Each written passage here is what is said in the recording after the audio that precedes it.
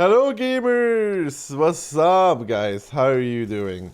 Today a video on the E50, an all-time favorite of mine. I think an all-time favorite of many people. This tank is amazing because it has a combination of gun, a little bit of armor, side grip. It's great at everything.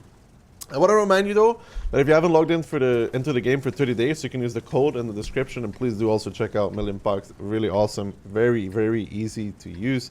But anyways, we get Ensk encounter from the south in a tier 9, tier 10 battle. Their tier 10s, however, are not very dangerous because it is an RD, a light, a 268, a pattern, a Leo, and a 1-1. Now this would have been a lot different if they actually had heavies as their tier 10. But all in all, this is pretty solid still for us. There's a 263 crossing. We take the snapshot there, which is warranted and is always fine to do so when you only see one tank crossing. Now, so far, nothing else seems to be crossing though. Try and take another snap there against the 263. A little bit brave by me. You can see the enemy team is pressuring the field immediately. Now, this is pretty weird and pretty weird to see as well. If he turns again, could bend that. He doesn't. He starts scraping at the back. I go here because from here I can watch the 1-2 line crossing and try and see if there's anything there, because their team is very heavily pushing down the field side. Now I'm going to be crossing over here because I do not believe that they have anything left in the city. I do get a blind pen there against the 263. I mean, I'm trying to use the trucks here as a potential to maybe not take a shot from the 263. Of course, it does lower his penetration. They both pen me because we can't have nice things in life, can we? Trying to find an angle now against the 263. The side play there would work. However, not going to be working out at this moment in time. There's no way to shoot really through this either because on counter, of course, these gaps are blocked. And it is hard for me to deal with the 263 here. I kind of need my E50 to push up. I already hit him once. That should make him a one-shot. He bounced it. I missed the shot, but hopefully my T55A will retaliate. Trying my best to kill him here. He's really holding us off. He's doing pretty well at that. We have the pixel there, which of course we hit because we have improved CCRNG. They have pushed down the field. We're down a little bit. However, it is not over quite yet. The 430 here will even out the battle if we kill him. If we can get him out, it will even it out.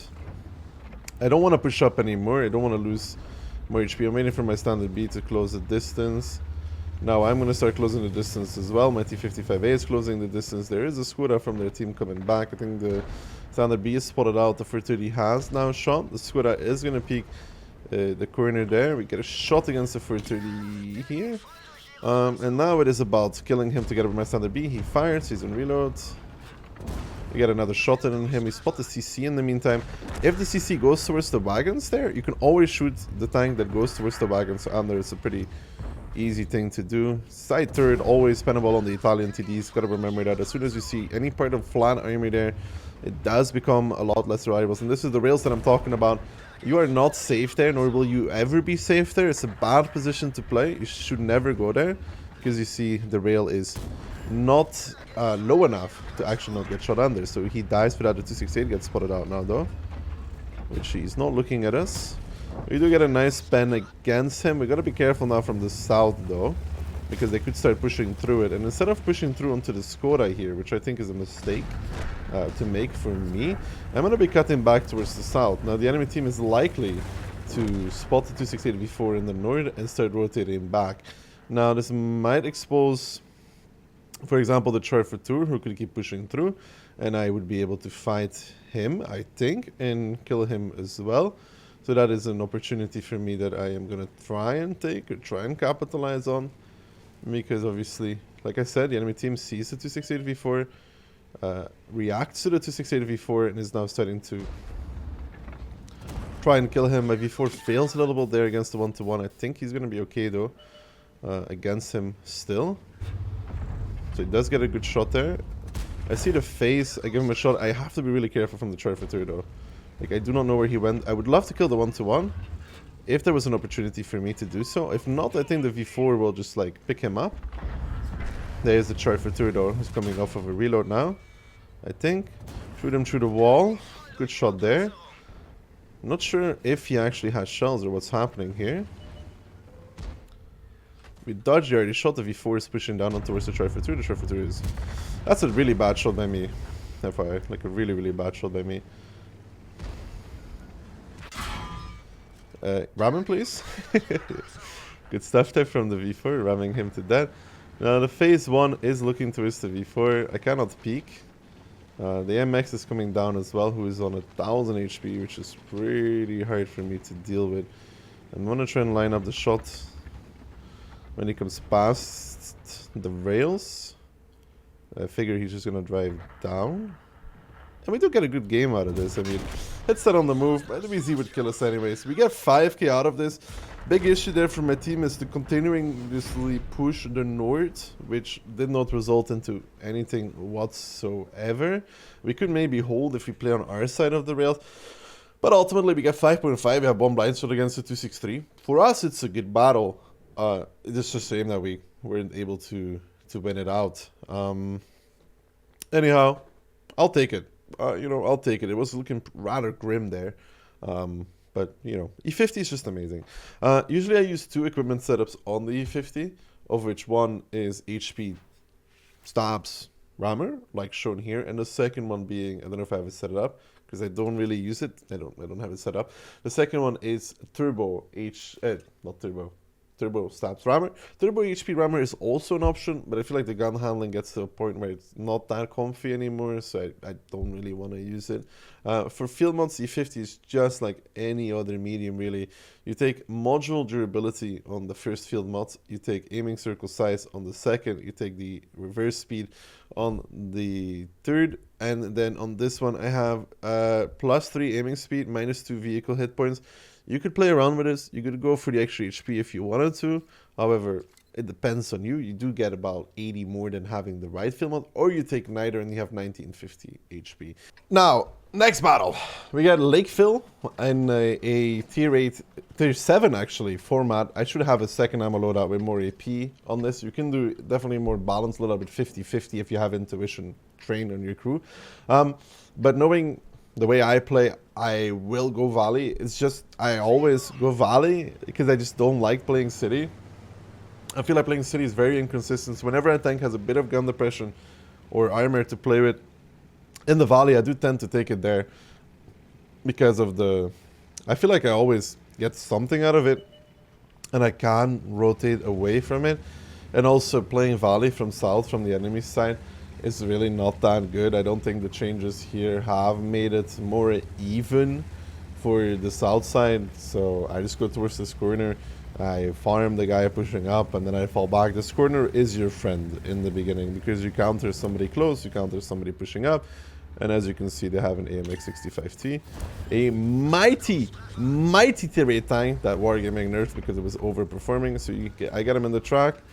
I got him in the track again. Yes, I am disgusting gold spammer, and yes, I do feel bad for him because he's playing AMX 65T. But I feel like at the same time, this will teach him that going Valley, it's just not the way for his tank. It really is not a good play from south side to go Valley, and even more so, never drive through this. You always drive through there because of what just happened. It only takes one player with a semi-average working brain to do what I did. You see my Black Prince pushing up, so I'm going to go with this man. I'm going to capitalize on his effort on towards the fate. It only takes one guy with speed to go where I went to completely ruin you. And I want this to be a lesson and a reminder for all of you to never ever, I think the Pedro has him. He does.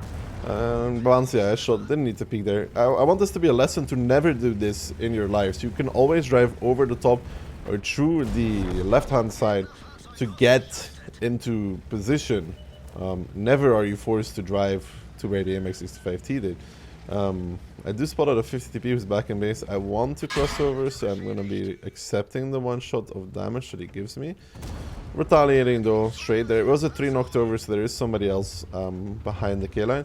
I just kind of like this position because it allows me to peek the 50 TP. I can use the trees as well. I'm slightly playing on just turret, which of course helps as well for the position. Now, my projector 66 is most likely going to push up. It's a T71 die actually that pushed up. That's, I'm not going to say that's optimistic to do what he did, but it's very optimistic. The Lorraine gets spotted out in the back. I won't have a kill shot for that. The Progetto will get it. I'm just wondering if I donate one more shot to the 50 TP. I probably could accept it. I have plenty of HP. Sometimes in battle, you have to make a decision between when is it worth to trade your HP away and when is it not worth it. Now, I feel that that was an awful shot. That's what I feel like. I feel that with the... I will intuition to H3 here to kill him in one shot. He dealt before he gets one. It's always a fine line between when is it worth to trade HP and Ray and when should I preserve it. Most of the time you should preserve it. However, I felt in this scenario, because of the score line, good shot by me. Because of the score line, because of the fact that we're just winning the volley, I want to get the maximum out of it. And the way to do that is by taking a shot, crossing over, retaliating, of course, then taking another shot, crossing over again. But in general, preserve your HP as much as you can. It's going to work out in the later part of the game if it does happen to be close. But if you do take that shot, make sure that it's for a reason. In my case, it was for a reason. At least I felt like it was a good reason. And I did what I did to gain positional advantage. The Progetto there is in the open, as far as I remember. Oh, that's a disgusting shot, though. I get spotted out by the Charfateur, but it's not that Charfateur that actually shot me. It's another one. Try and get a shot on the even 90 there. And however, we are capping, but the T-34 is probably driving through it. Or not, he's actually staying on the camp, which is unfortunate because there's definitely more farm in this. I do 7k and there's still a full HP Charfateur in front of me. It's unfortunate that we decide to cap at this scenario, but at least we've secured the win, right? I mean, I could have done like 8k in this if they don't cap. But, you know, it's still a very, very, very good game, and you can see just the strength of the 50 speed, firepower, mobility, which goes under speed, HP, armor, like, it has a bit of everything. And a lot of people always ask, tier 90 50 or tier 10 50M? I think because of the MM and the tier 90 50, did this guy take any damage? Nah, this guy was full HP as well, so a lot of potential there for an even bigger game. However, it is what it is. But yeah, E50 has a bit of everything, but the main part for the E50 is the tier, the tanks it gets to play. The E50 does not see as many tier 10s and can deal with them, while the E50M very often sees full tier 10 battles with tanks that have no issue penning through its frontal armor at any position that it plays. And therefore E50, because of the tier, is just a better tank and more enjoyable to play. Because at this tier, the E50 is the best hybrid medium, if you want to call it that way. One that can snipe, brawl, and do everything else in between. The only medium that's like on par with this one IMO is the PTA. But the PTA is, it can still brawl, but it has no armor. So you have to do, it's a lot harder to play. But I think a good player will excel more in the PTA than they will in the E50. Because of that, you know, nasty gun that you can play with. But do get back into Fjords. We play from the shitty side. They have a... We always drive like this to try and catch somebody here. We did not have the spawn for it though, which is unfortunate. I don't want to go trade against the South because I was going to mention they have a concept on B, they have an E75. Now, as good as the E50 is, it is not good enough to face a concept on B and an E75 and live to tell the tale. With a bit of luck, we'll have a light that goes through and spots the TDs there. With a slight amount of luck, this will be happening. We knock over the trees here as well, because when you knock over the trees, you get a camo spot towards them. I get a good shot there against the EBR-90. We are spotted, that means we have to be careful. The LT-42 might peek us, even though it's unlikely. We can see a move there to be a cheeky little fella. I think he realized that we're aiming for it, so he's not going to go for it. Yeah, with a bit of luck, one of our lights pushes down, we spot the STRV out. And he did actually peek in his LT-432. Nice shot, buddy. Nice shot. Nice shot. So he outtrades us slightly. He outtrades us even more. LT-432, by the way. It's fantastic. Fantastic light at shooting. I don't know if he's going to be, like, wanting to peek again or not. I kind of hope so we can trade back. But yeah, as you can see, we're minus 3.5k HP, which is just the average Fjords story, I would say. It's just the way Fjords kind of always turns out in my mind. The South is a stalemate, as it often is a stalemate. And I think right now might be the time to just rotate back to base, accept that the North will fall, because it always has. It's one of the most imbalanced maps currently in the game. To play from this side, you cannot really do anything. Enemy team can do everything. But the good thing, guys, the good thing is that B1 exists. Now, am I a disgusting redline farmer for going to B1? Yes, sir, I am. Indeed, exactly what you described me as. A disgusting redline farmer. So now the T-34 and I-6B, I was thinking about going towards the north, but it's just not worth it, guys. You just go to B1, you go sit there, you have a good time, you get a lot of shots, you enjoy yourself, and you get a lot of damage. Potentially, you win the game off of it, which is great. Most likely you don't, it's just not that great. But you do get good shots out of it towards the people in the north. That's two beautiful pens.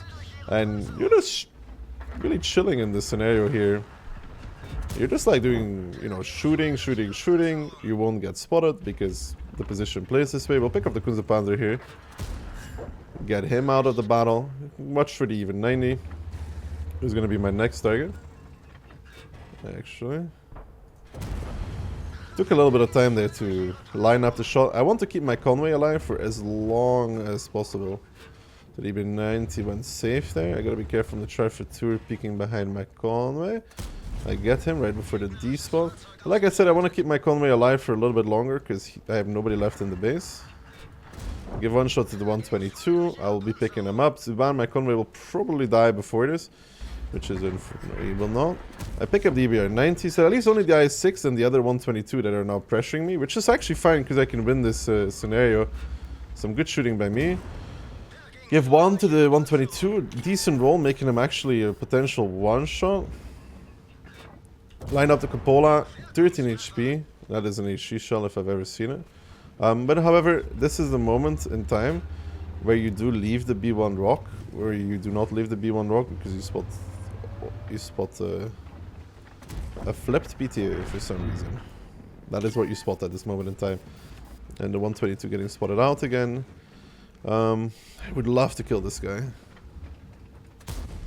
I did see a outline there. I'm gonna back off now because of the ID. I think I double bush the I-6B. And he's my next focus now to just farm as much as I can. Get another good pen on him. I have a little bit of time, so the I-6B fires. A little bit of time here to farm him before the tanks in the south will come into effect against that. One more shot against him now. That's good. They will be in position soon though. I will kill him, but it's gonna be okay. So I kill him. I'm trying to get back behind the rock. Gotta be careful on the 122. There's the E75 to E75, 122. Can't really do much against him. I'm gonna load Ichi. Hope that I pick him up.